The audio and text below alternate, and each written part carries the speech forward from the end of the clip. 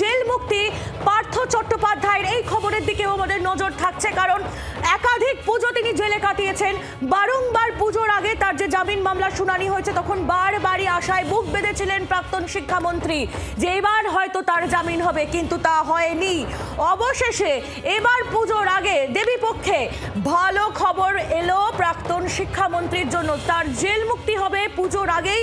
এই তথ্যই সামনে পাওয়া যাচ্ছে। কলকাতা হাইকোর্টে আজ এই জামিন মামলার শুনানি ছিল এবং তার আগেই জানানো হয়েছিল যে তার আজ যে মামলার শুনানি রয়েছে এই মামলায় তিনি জামিন পেলে আপাতত তিনি জেল থেকে বেরোতে পারবেন, এবং তখনই জল্পনা শুরু হয় যে অবশেষে কি তিনি জেল থেকে মুক্তি পাবেন পুজোর আগে, এবং সেই জল্পনার অবসান অবশেষে যে খবর পাওয়া যাচ্ছে তার একাধিক তার উপর শর্ত আরোপ করা হয়েছে হাইকোর্টের তরফ থেকে, এবং সেই শর্ত সাপেক্ষেই জামিন পেতে চলেছেন, জামিন পেলেন পার্থ চট্টোপাধ্যায়। তার জেল মুক্তি হতে চলেছে পুজোর আগেই।